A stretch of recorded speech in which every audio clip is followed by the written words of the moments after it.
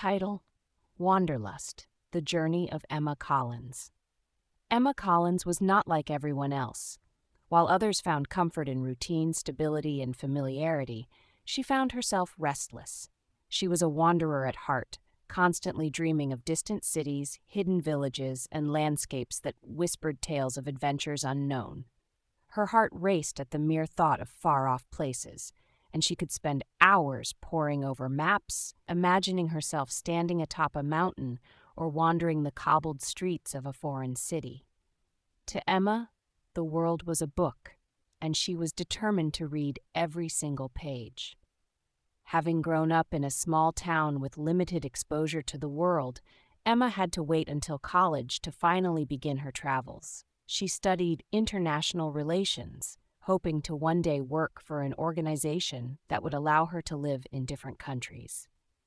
But her thirst for exploration could not be quenched by textbooks alone, and she saved every penny from her part-time jobs to embark on summer trips to Europe, Asia, and beyond. Each journey taught her something new about the world and about herself. Chapter 1: The First Step. Her first trip was to Paris, a city she had romanticized in her mind for years. As she walked along the Seine, marveled at the Eiffel Tower, and ate freshly baked croissants in quaint cafes, Emma felt a profound sense of belonging. The city's charm enchanted her, but what truly captivated her was the experience of navigating a new culture, of trying to communicate in broken French, and of feeling small yet exhilarated in the midst of something so grand.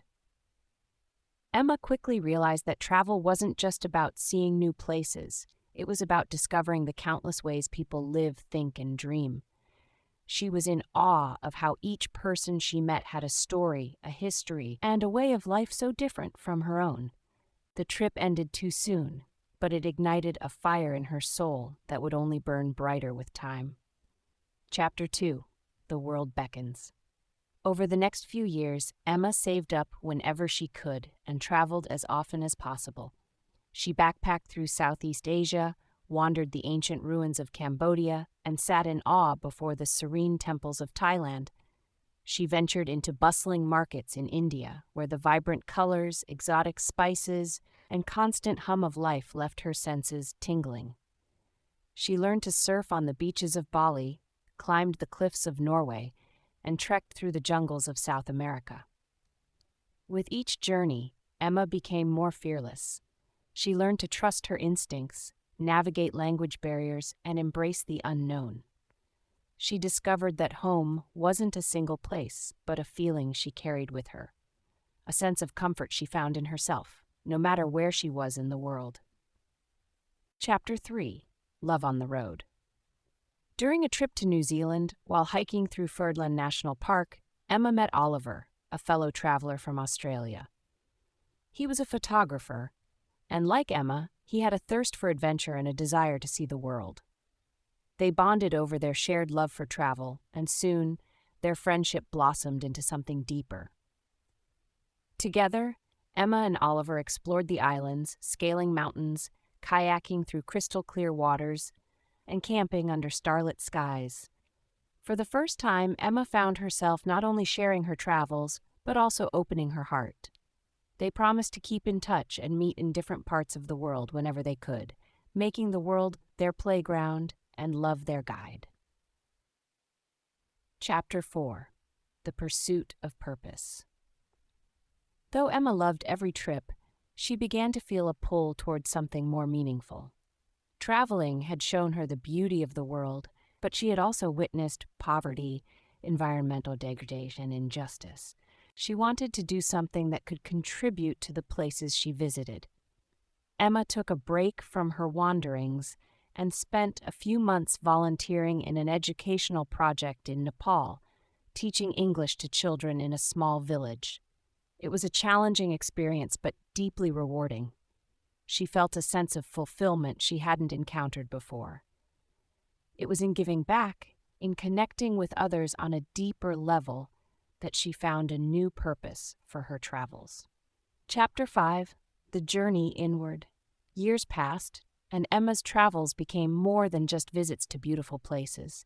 They became journeys into herself. She ventured to Peru, where she joined a spiritual retreat in the Sacred Valley and discovered the power of meditation and introspection.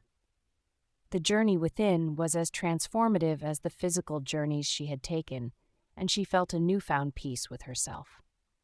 In Japan, she studied the ancient art of tea ceremonies and found a beauty in stillness. In Morocco, she wandered the Sahara Desert, feeling humbled by the vastness around her.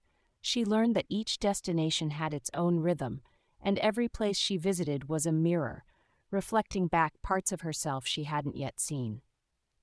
Chapter 6. A Life Well Traveled.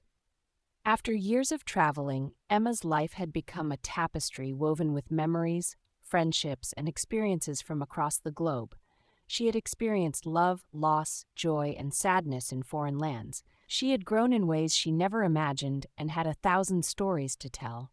She realized that travel had not only shown her the world, but had transformed her, piece by piece, into someone who saw beauty in diversity, who cherished the fragility of life, and who understood the importance of compassion.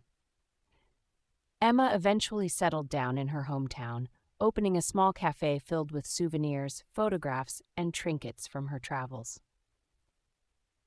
She hosted storytelling nights where people could come to share their own adventures.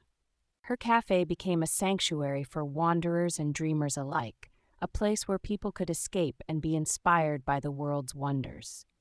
And as she looked around, watching friends and strangers connect over shared dreams and stories, she felt the same sense of belonging that had first captivated her in Paris.